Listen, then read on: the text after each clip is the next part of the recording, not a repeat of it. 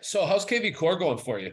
Well, we're going to kind of get started. We'll talk about creating effective campaigns. So Yeah, I'm curious, do you use a lot of campaigns in your KV Core? I've used some of them, but that's why I wanted to get on. I haven't perfected how to use it effectively. So Okay. we've been starting to do it. Kalen's got some listings coming up, or a listing coming up that I'm hoping he'll let me run a campaign around because it's a nice luxury listing. Yeah. Um, and So I you usually got, just run them, but then the follow up's real bad, and I never know what to like kick off. When people register, type of thing. So yeah. So you probably have templates in KV Core right now yeah, that you can use. One thing I would recommend is I always have because the template's in there. So because the template's in there, don't always have three different ways to reach out to them. So call, text, or email, right? yeah, They have all three in there, but they're spread out. And they say within the first 7 to 10 days, you want to really hit them hard yeah, because if you don't, then you're going to miss them. So the campaigns, when we recreated them, I made sure that each day there was at least a call and a text, or I'm sorry, a text and an email to them. And the reason for that is because we all know some people will put in their wrong email address, or they won't put in a phone number or whatever. At least then you have, if you're not hitting them with the emails, you're hopefully catching them with text messages. So are you thinking, so he's got this luxury listing coming up. Are you thinking of doing like a property boost on it? yeah, Yep. yeah. One thing I would do too is, do you use video messaging yet? I do some of that. Yeah, like Okay. to clients and things like that. Yep. So you can embed a video message into those. So what I would do too is one of the very first texts or emails that goes out, something in the lines of, hey, saw you were just checking out this address, and do a video of you in front of that address and Oh, give that's them a good a idea. quick snippet of that address. So like feature, like, if it's got a great backyard, give it a little feature, show the backyard, a quick tour, or if it's got a gourmet kitchen, show them the gourmet kitchen, right? Yeah, Because you want to entice them to be like, oh crap, let's go look at this house. yeah, And then end with, give me a call. yeah, Love to set up a quick showing for you. So that's one thing we do yeah. too. We add the videos, and it seems like with video messaging, we get a little better response, assuming they are seeing it. And then with video messaging, you can see who looked at it and so forth. So that's kind of nice too. So it's just like instead of the first text going out, now do you customize then each campaign for each listing? Yep. Yeah. So each listing has now we duplicate the main part of the campaign, and then we just change the video message at the beginning. We'll change, I think on day 2 or day 3 was depending on where the house is at. So we just did one for Burlington. What we'll say is, earlier you checked out the house in Burlington. Here are some other homes in the surrounding area that are in this price range and size. And so we use a squeeze page in KV Core that will send them listings of homes similar to the one they looked at. So then it drives them back to the website a little more to look at other houses. Because, if that one, because ideally, depending on the price point, that house is going to go under contract pretty quickly in today's market. Well, that squeeze page is always relevant. So it will always bring the newest listings in. And then you'll have that squeeze page in the template. And it doesn't matter if you're running a 3-week ad in KV Core or Facebook, right? Through Property Boost. If you're running a 3-week ad, that landing page, or that squeeze page is always going to give you relevant listings. It's not going to be the same listings. It's going to be ones that are up to date, new, or just now on the market. So we'll change that in there as well. So those are the 2 things we change. And we only change the first stuff within the first 7 days, because after that, we're just trying to stay connected with them. And then throughout that, we'll send them something that is relevant to listing their home or buying a home. So a buyer packet or a seller's packet, so that they have, we just want to continue to provide them with something. And then after 30 days, we ask them if they're still actively looking, if we haven't really touched base with them or they're not an active buyer or seller. We'll ask them if they're still actively looking, and we'll throw in a question that we feel like they should respond to, with such as, do I need to modify the search I have set up for you? And anytime you start a new campaign, always set up a new property search too, to go with that campaign. Do you know how to do that? Does that automatically do that, or? No, you have to do it. So I know. Yeah, I know how to do it. Yeah. Okay. But I didn't know if it was automatic. I've set up, Well, that's how when I import my clients, I set them up in KV Core so I can track what they're looking at. yeah, no. Okay. Sorry. Is it automatic? Yes, it's automatic, but you have to set it up for Property Boost. Okay. Okay. So so it's not part of the campaign. You have to go into property search, or let me look to see where it's at. It's big here. I'm gonna pull up KV Core.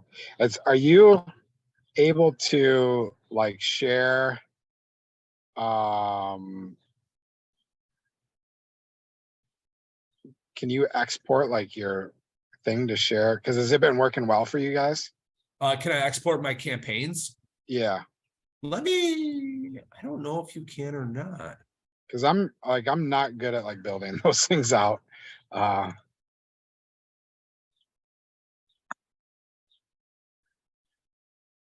Let me reach out to KV Core, because I don't see it. Okay. I know there's a way to do it, and I only know that because I got a couple of our campaigns from one of the lead agents in our 12 o'clock call. Okay. He shared it with us. I just don't know how to do it. Yeah, I wouldn't if you don't, I mean, if it's a big deal, don't worry about it. I'm not good at like building those things out. Yep. Well, and I'll be honest, I changed mine. We're always modifying them because I'll see a response come through and I don't like how maybe it asked the question. Yeah. Or what the response was. All right. So are you in, you're in KV Core right now? Yeah. So if you go to marketing.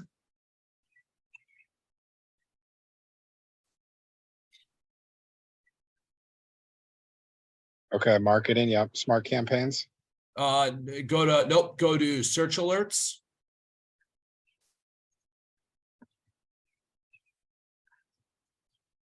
Okay. And then if you hit create alert. Okay. So the hashtag, every time someone comes in through a property boost, the hashtag is going to be, it's going to be PB. So property boost, PB, and then I think the address. So like 121 East Depot. So you would put that where it says hashtags, and then you would create the search. And then every person that comes in through a property boost will automatically have a campaign set up. Or we'll have a search set up. So you don't have to do them individually. Okay. Hi, Valerie. Oh, Valerie's driving, so she's cutting in and out. So campaigns, I always make sure that during the first 7 days, we're hitting them hard with some type of activity, and then offering something throughout the next 16 days. So 2 weeks per se.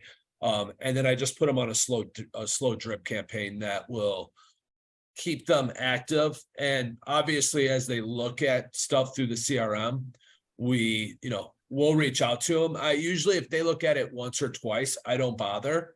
But if they're looking at a property 4 or 5 times in the CRM, I will reach out to them and I'll give them information about that property.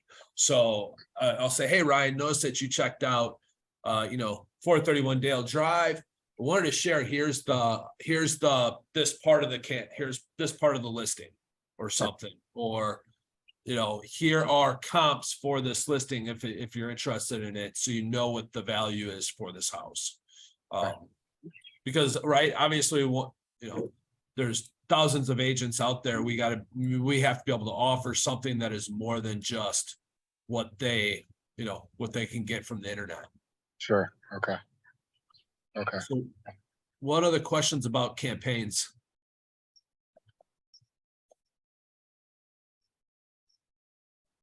You run it. Anything else? So Sarah, Valerie, Erica, welcome. We started with campaigns. Ryan and I were talking about running campaigns for buyers and sellers. Do you guys run any campaigns through CRM or anything like that? No. That you said, Sarah said no, right? Nope, I do not. Valerie, what about you? Do you run any campaigns through your CRM that kind of keeps clients, buyers, or sellers engaged, or kind of help you long-term nurture them? I do. I have several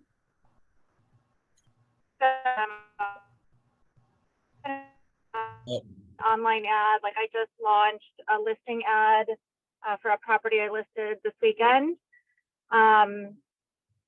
So I have, just I think it's like a 40-day drip for those leads that come in. I have a buyer re-engagement campaign. So for, buyers who who have gone cold, to kind of bring them back in. I have an open house campaign. Whenever I get open house leads, I bring them in onto that. So I have several that I use. So let me ask you this, Valerie. Is there any one tip or trick that you would pass on for people that are trying to create campaigns, or that you find to be successful for your campaigns? I think the one of the important things is, there's a lot of like pre-built campaigns out there, and that's great. I think it's really important to go, if you're going to use those, to go through and really customize it with your own voice and make it feel authentic, because they can really come off sounding very canned and generic. I personally feel that text messages get read a lot more than emails. I know that I have a lot of email that winds up in spam, so I know that most likely my emails are also winding up in somebody's spam folder. So I think that having going heavy on the text message side of things, or at least if you're sending out an email, also have it send out a text message with a similar content. And then I like having it kind of heavy on the front end and then thinning out over time. So you're contacting them, twice on that first day, and then once a day for that first week, and then, 3 times a week after that, and then kind of settling down to once a week and then once every 2 weeks kind of thing, but still staying in touch with them for, it can go on for a year or more.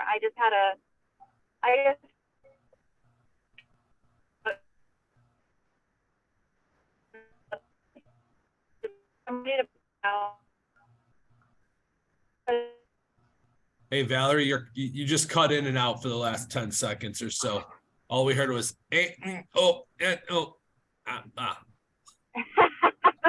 Sorry. That's okay. Yeah, I agree, Valerie. And I think what's important too with campaigns is, once someone re-engages with you, is to make sure you pause that campaign. Nothing makes us look, and Ryan, for you also, I don't know if you have the part of the system set up that if someone revisits the site after 14 days or something like that, it sends out that automatic text. I can't remember what they call it in the system, but just, for that also make sure that you turn that off if you have somebody that's doing that you talk to on today, and then all of a sudden they're re-engaged tomorrow. You don't want to look like. Yeah, that was one of the things I don't like, is like, you get a behavior. I think KV Core calls it behavioral alerts. And actually, one of my friends who I sent up to you, he was like, yeah, I would look at a property and then I'd get a text from Vince like, hey, look at this property. It's like, I already looked at it 3 times, type of thing. And so, I guess just making sure that's because you can't automatically keep that off in KV Core, right? Yeah, you can. I can show you how to do it. You can automatically turn it off in KV Core. Okay. Because that kind of because I do have clients where I'll enter them in and then they'll see I'll manually enter them and then they'll see a property and then all of a sudden they're getting a text, and it's like, and then I'm like, shoot, sorry, that was an automatic thing, ignore it. So. Yeah. So campaigns, I like what Valerie said. Like if you're setting up campaigns to stay engaged, definitely go through them and tweak them to be your own. Because some of them, and the other option too, Ryan, is, I'm a big advocate of Upwork. There are people out there that will create campaigns for you through Upwork for, minimum, not a whole lot of money. And for the time it saves you, it may be a route that you would want to look at. And it doesn't take long once the campaign's created to kind of look through each step and, approve or disapprove it. But that could be a way to kind of get some campaigns created that are more your style, right? So cool. Could be an option. All right. To use AI to turn a campaign, and if that would be a good option. So Valerie, you cut out at the very beginning there. What was that? I wonder if AI would be a good option for creating a drip campaign, or if anybody's tried that yet. That's a really good question. I just read an article on a gentleman that all of his Instagram, YouTube, and TikTok videos are created through AI. So he asked the question, what are the 30 top real estate topics in today's market? And it gave him 30 topics. And then he asked AI to write a 45-second script for each topic. And I was like, that is genius. And let's be honest, people are, upset that we're using this technology, but if we're not using it, then we're just behind the 8 ball, right? If it's there, you might as well use it to make our job easier. Yeah, for sure. I'm going to steal that right now. 100%. I already made notes this morning. I'm definitely doing it because it's hard to come up with stuff half the time. So the AI system will give you what's current too, right? They're not going to talk about 1980. They're going to talk about what's happening today. So might as well steal it. All right, let's move on to the next topic. And kind of curious on what people are doing for this, but providing above and beyond selling process. Providing an above and beyond selling process for our sellers. What are we doing? I think it's tough right now. I just am in the kind of discussion period with a potential someone that's looking at selling, and their first question is, well, what interest rate or what commission are you going to charge me? And it's not necessarily, the commission in the back of their head's a great, it could be a differentiator, but how are we justifying that commission? What are we doing to go above and beyond for our sellers to, make them want to use us, or does not make them, but decide to use us? Because honestly, in this business, they could go with as hot as this market is for the most part. And Erica, if you don't mind, where are you from? I know the other 5 on here. 4. Did you hear me? Glendale? Yep, I can hear you, Erica. Okay. Glendale, Arizona? Arizona. Okay, Glendale, Arizona. Okay, awesome. So where are you guys from? I missed that. Wisconsin, Illinois, California. Oh, okay. Yeah. So thank you for joining us today. And don't hesitate just to jump in and give your 2 cents. But you're probably dealing with a really hot market down there too, that in order for our sellers to really choose us over somebody else, they're going to want to like us, know us, and trust us. So what are we doing that's differentiating you from someone else they know and potentially like?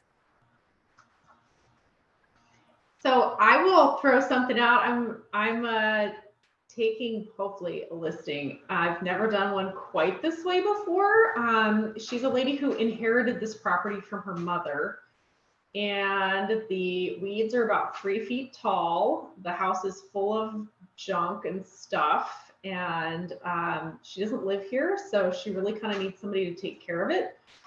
So I offered to list it at 7%, and I will on the front hand get somebody to go out there and clean up all the yards and haul away all the CRAP and get the house really clean.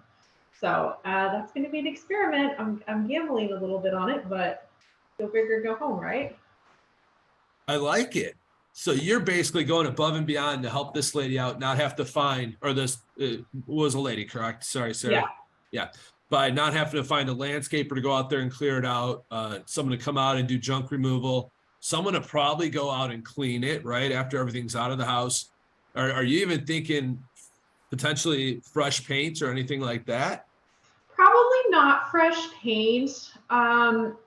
If there was a little bit more room, basically I kind of crunched the numbers.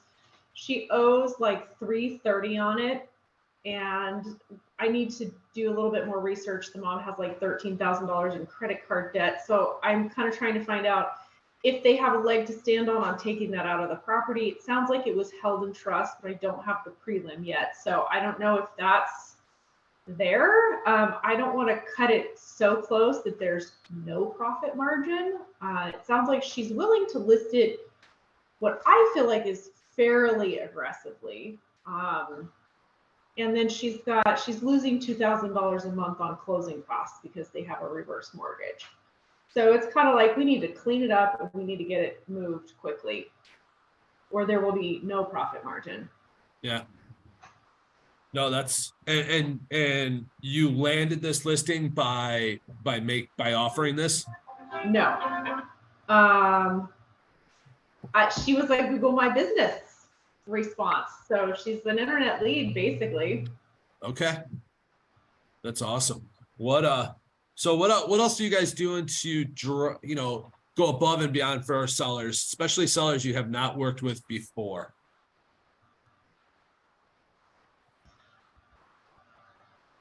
We're probably going to do the inspections on that one too. If I get it, Yeah. We'll see. Go ahead. Who started talking, Brad? I did. Oh, Ryan. Go ahead, Ryan. Brad might have too. I don't know. I don't want to interrupt Brad. He's on mute though. So, yeah, I mean, I obviously highlight the marketing plan, but especially in my price point that I find myself in a lot, like people, they don't really care about the marketing as much as, and in my market, it's more just, they want to kind of know your local, get to know you a little bit. So I really highlight my communication plan, which is what I call my Tuesday update calls. Like, hey, you're going to hear from me every Tuesday. Sometimes you're going to hear from me and there's going to be nothing, but you're still going to hear from me because I just want to make sure I'm here. That's, I think that's kind of the big one. Obviously I still touch on the marketing. I do a few things different, than other realtors, but our MLS is so massive that we end up on every website anyway, and there's only so many nuances of things that you could do. So yeah, well, so for me, the one thing I think really differentiates us a little bit is we talk about how we're going to help you and stay connected with you post buying or selling. Especially on the selling side, we want to make sure that we help them with whatever that transition may be. So if they need help with finding, someone to come in and clean their house, or somebody to come in and give them a painter to help paint. So kind of the same lines that Sarah's going with, but, let them know that we're part of the local community and that we want to help them all the way through closing. And if that means finding people to help pack them up and move them, or, I went over to a house the other day and watered flowers. So it's it's, I think, giving them the peace of mind that you're going to go above and beyond for them through the whole process. I mean, there's agents out there that will list a house and not talk to the sellers until, you know, maybe a week before closing. So I think that's huge, is creating that relationship so that they know that they can count on you from start to finish, and building that relationship with them for the whole thing. So I think that's very valuable and important in this. And then post purchase is still staying connected with them, because ideally you want to build that referral network as well. If you're not, if you just let them be and don't stay connected with them at post closing, you're missing out on great potential opportunities. I mean, there's a lot of business out there. What else? Anything else for going above and beyond for the sellers? Because obviously in today's market, you know, we need more listings than we do buyers right now. So one thing that I do is, you know, just to kind of piggyback on Ryan's communication plan, is I let them know that I have, I go into detail about it, and then I send an email every week, or, you know, frequent, that details the traffic we've had. So I detail like the Zillow hits, the MLS hits, the number of showings, the number of people through the open house, the feedback that we receive. So I can go into detail how many text messages or emails that I've sent out to other agents promoting the property. You know, it's all my marketing efforts, and just giving them a summary so that they can see all the work that I'm doing to sell their property. I like it. So does anybody, I know Ryan, you send out your market update on, or your updates to them on Tuesdays. Val or Sarah, sorry, Val, not Sarah, do you do something similar, or what's your communication look like during the selling process? I don't know. I feel like I'm just texting with my clients like all the time. So sometimes I hear from them 4 times a week. So I don't like schedule a time. I do feel like clients appreciate that. Like, I am super responsive thanks to the amazing world of cell phones. Like, I feel like I can work from anywhere. So I try to get back to people on things very quickly. I'm not hard to get a hold of. Yeah. And I do the same thing instead of on, so it's kind of a double whammy. I'll send out a message on Fridays to let them know what the traffic looked like for the week. And then I follow up. I try to do it Monday afternoons with, you know, what the weekend showings were, what the feedback is. And to your point, Sarah, with today's technology, it's kind of nice if I get feedback from like a showing, I send it right away. I want them to be, you know what's going on, because right, as sellers nowadays, they get anxious. They want to know how many offers are coming in or not coming in, or, you know, if the feedback's been good or bad. I think they feel good when everyone's engaged from start to finish. So, yeah, good. Anything else we want to add to providing above and beyond? So Yeah. jump in. I'm sorry, go ahead, Sarah. I feel like helping your sellers just prepare their houses for sale is huge. I just closed a listing that I took, and they had a listing and it had expired, and whoever listed it for, like, they way overpriced it. They didn't even have these people clean their house or remotely stage it or like anything. And sometimes you have to be real with people. And I always kind of tell people too, like, hey, there's a price that we can get rid of this and you can do no work. Or if you want to get the most money, like, you need to do these things. Like, I'm happy to go either way with you. You just tell me which one. And they actually were pretty receptive, and they got rid of a bunch of stuff, and they repainted the dining room and kitchen, and we relisted it at a realistic price point, and like, it closed. Yeah, I think the pre-listing visit or walkthrough with your client can be very vital to creating that relationship, right? I can tell you my last 2 listings, we did the same thing. We talked about staging, we talked about decluttering, what needed to be cleaned up, potentially repainting a couple rooms.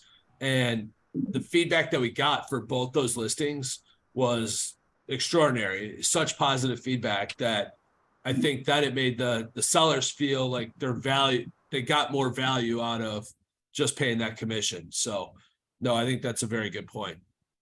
Hey, Vince, Yeah, Brad. I'm driving, so Okay. I don't think these 2 things were covered. One is I like to do a plan of action with the seller when we meet with them about the listing on if there is a multiple offer situation, how they prefer to handle that, the different options. And then also on the reverse side, whether you kind of think so or not, if you end up in a situation where you need to talk price reductions, what's the timeline, what makes sense. I just like to go over those options ahead of time. That way you can kind of reference your plan right from the start. You have a document created with that, Brad, where you like, hey, here's option ABC for multiple offers, and then here's what a price change could look like, or? No, let me read this way. The multiple offer situation, I don't have anything in writing. I just explained to them, we can, do multiple counters individually with each one versus just responding back and requesting the highest and best by a certain date, the advantages, potential disadvantages of that. And then of course I was kind of let the seller go towards what they feel most comfortable. And a lot of times they just end up asking, what do you recommend? And I said, well, it depends. If you just got a couple of them, I don't mind the individual multiple offer. If you start getting a handful, that's a lot of multiple counters right up. So I do prefer just the highest and best situation at that point, because then you're truly in a bidding war. The only thing I would say I would like to do in writing for the potential price reductions is I only do it usually if I have a client that I feel like they're not going to want to lower the price based on my recommendations. I'll discuss what the price lowering should be, and I'll actually put it in the listing agreement and date it and the dates. If we've started your house at 300, if after 2 weeks we don't have any offers, price goes to 290 or whatever you're predetermined. It saves paperwork too. That just And makes it also, automatic at that point, right? Correct. And it's more of a confirmation call. Hey, just want to let you know, hit the 2 week mark. You're not really calling to ask permission. You're saying, hey, just want to let you know, hit the 2 week mark. We really don't have any good offers on the table at this time. So I'm going to go ahead and initiate that price reduction down to the 290 or whatever your specific situation is. But I don't really have anything in writing, I would guess, for that conversation.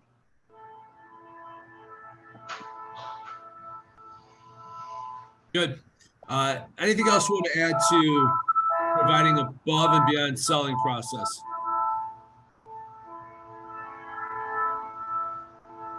Who's listening to church music? It's the train. It's picking up. That's hilarious. It's picking up the train. I can hear it. It's crazy. All right.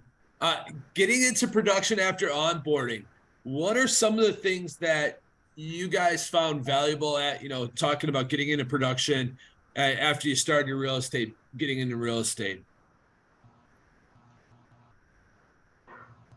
I'm going to say, I'll start with this one for me.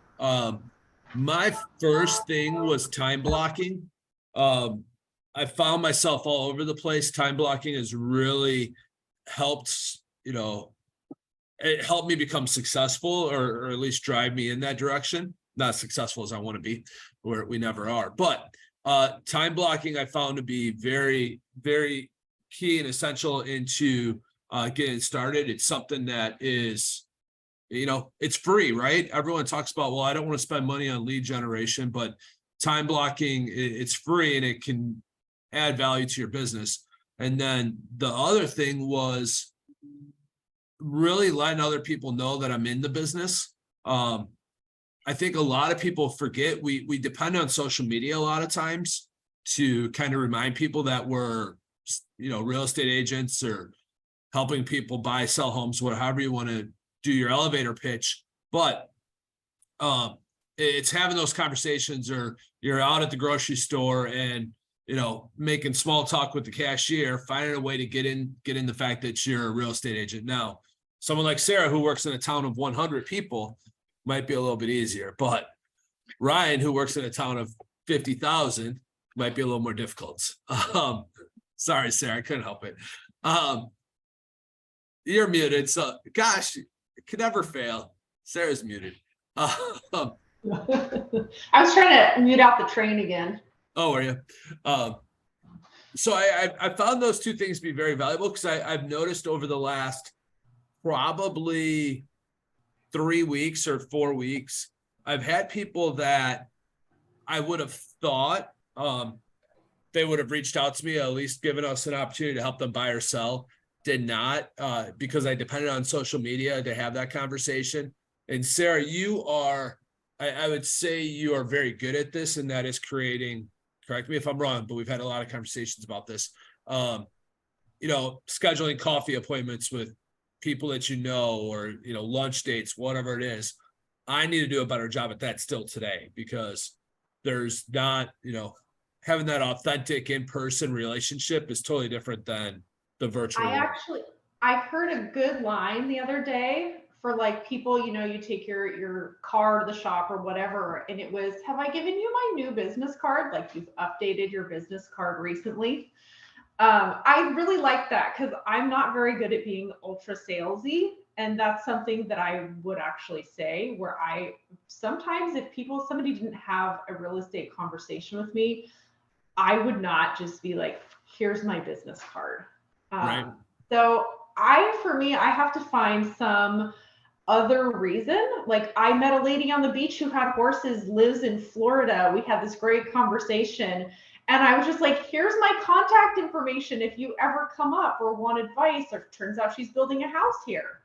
But like, I would never just be like, if you need real estate, no, like it's too cheesy for me. But I like that idea of, here's my new business card. Even if it's not new, they don't know. No. Right. I mean, and even if you gave it to them, like, and it was the same one, maybe you gave them the new one. Like, you're not going to offend somebody by giving them a new business card. Right. Right. But I like that. I thought it was good. Yeah, I agree. What else are you guys doing what else have you done, after you started getting into real estate, that you've found to be successful or helped you in your business? I took and wrote note cards to everyone. Like, we had gotten married, I think, like 2 years prior. So I had like the wedding list invite still. And I just hand wrote a note card to everyone on the wedding list, like, hey, got into real estate, here's my card, and then at the time I was working for an office, and not, in our market, maybe it's all markets, we don't make a ton of money on rentals, but I just like took all the rentals, just to get used out driving, showing houses, clients, and made some money that way. And 2 of those rentals came back to be buyers, and referred me other buyers as well. So I don't work with renters anymore, just because it's too time consuming for what's going on. But when I was first getting going, it was a way to just get in the flow of things a little bit and get out working. Yeah.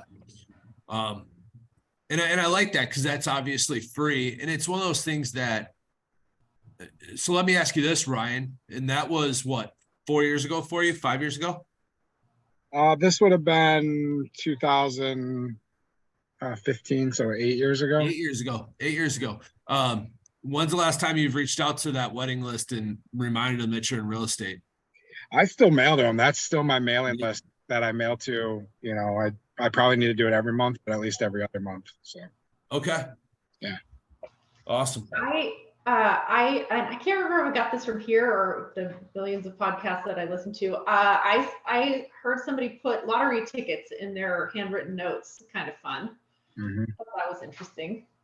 Yeah, I did hear that also, Sarah. So it might have been on this call. It could have been. Yeah. I'm giving you guys back your own information.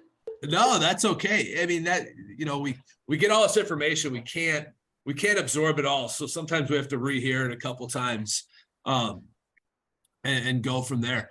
The other thing we do, and it's one thing that I think Brad probably could attest to this, but we found probably late last year, Brad was missing out on past clients or past people he thought he had a connection with. So we started mailing little postcards or greeting cards or Mother's Day cards to all those people, whatever it might have been, or happy anniversary cards to stay connected with them. Fairly inexpensive with the system we use, but it's one way to, just stay front of mind, because that's huge.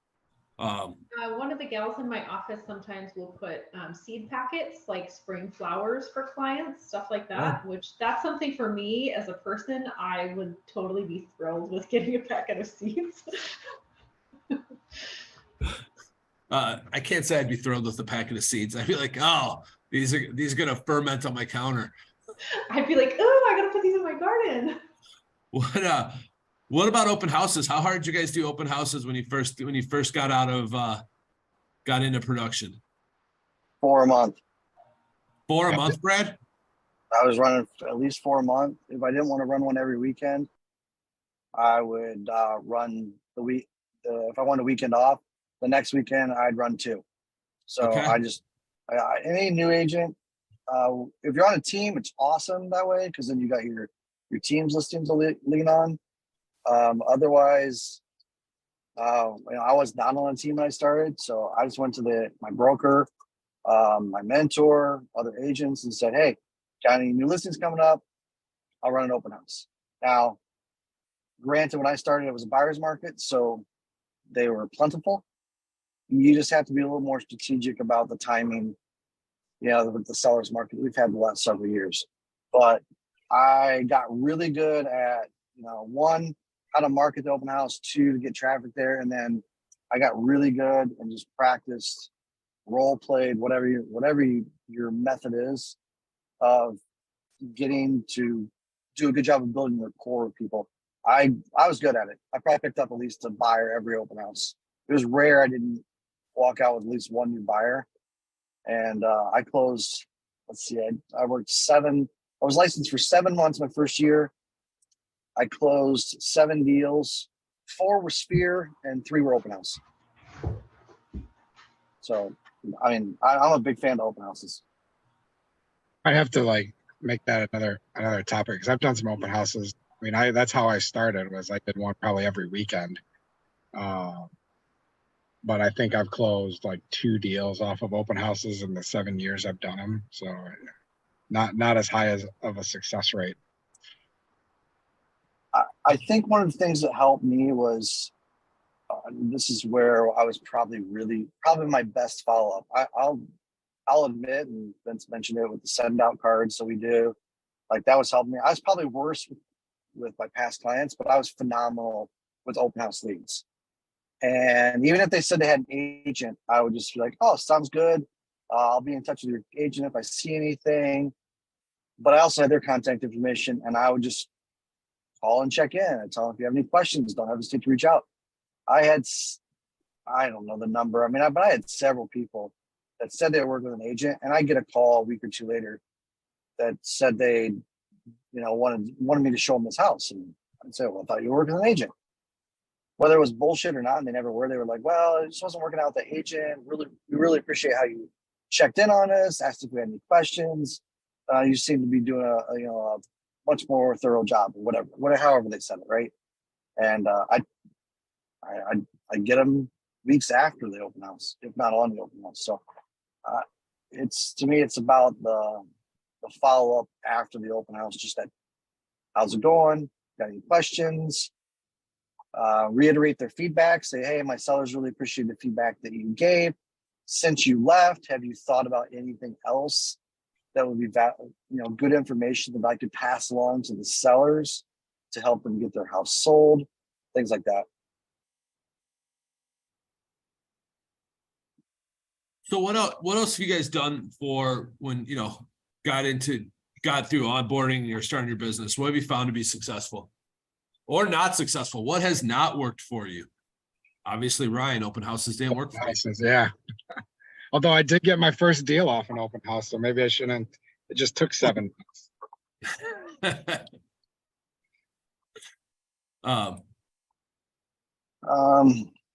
Boy, what would I not have done? Let's see. I don't know if there's anything I wouldn't have done, Vince. I mean, all of it's a lot of stuff's trial and error. I'm like, as a new agent, I think I probably bought Zillow leads earlier than I should have. Because when I was running solo and I was a new agent, that was a big financial strain. And notice I said I did 7 deals my first year. None were from Zillow, and I started buying Zillow leads.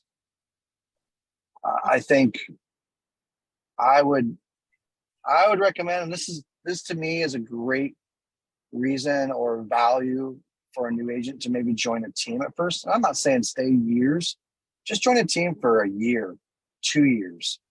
I know you got to pay more commissions, but the teams have some value there. Would you rather give up 40% of your commissions of making 100 grand, or give up none of your commissions only making 30 grand? It's like, there's a value to the team there. And I think if I would have done it different, I would have tried to sync up. And there were agents in my office, even though I wasn't on a team, that if I would have asked sooner, they would have given me some of their Zillow leads. If I just would have paid them a referral fee, because they were paying for the leads. That way it wouldn't have been money out of my pocket, and I could have just given them a referral fee. That's what I didn't do that early enough. I wish I would have. Yeah. I think one thing that I did, and it's nothing to do with like generating business, but like I set up some spreadsheets to make sure that each month I was saving, for taxes, I was saving for future business expenses, and then paying myself. Maybe it's my wife's an accountant or what, but I heard a lot of horror stories, and I even still hear them to the day, of just realtors big tax bills at the end of the year, and I didn't want that to be me. So I was a simple spreadsheet, right? 50% goes to personal, 25 business, 25 taxes. So and I made sure to set aside, open the business accounts right away, set aside all that money like it just wasn't even there. Yeah, I do that with my checks as they come in, like a third right off the top just goes into another. Yeah, that's a solid point, Ryan. And likely your first year, you're not going to owe, because you won't, based on what the expenses you can truly claim versus what you probably made. Sure. But a good accountant right away will make sure you maximize that return. And probably the only return you're going to get for a while. Yeah. So I think I was technically negative my first year, writing off miles and things like that. Yeah. It was, and it was literally the last time I ever got a tax return. Was my first year. Okay. So that's actually really good advice. I had an accountant because my wife had a business at the time, so we already had one. So it worked out. But I probably would have been an idiot and not had one. Thought I could do it myself.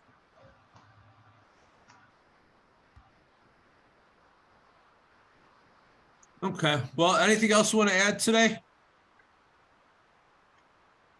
I think that's good. If you find a way you could share your KV Core template plan. The campaign, right? Yeah, the campaign. If it's too big of a problem, don't worry about it. But yeah, if I don't get it to you today, Ryan, it probably won't be till next week. I'm in a golf outing tomorrow, and then I leave Wednesday for a golf trip. So, right. So Vincent's golfing for the next week, just in case anyone didn't catch that. We will not have agent mindset next week. Sarah. I like how we split it up. Golf outing tomorrow and then golf. It's like it's two different things. You're just golfing.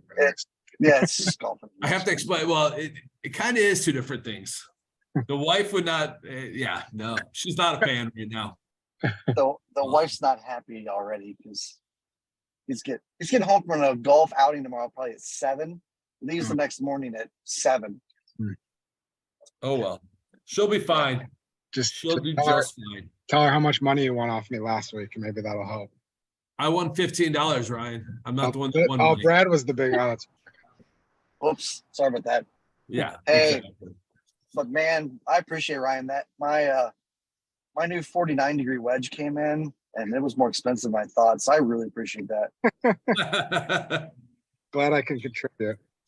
So, all right, guys. I don't know, Sarah, if you heard me, we will not have Agent Mindset next week. Brian, I get in late Monday. So, all right, we'll talk to you guys later. Have a great week. Have All fun. right. We'll talk to you. Bye. Bye.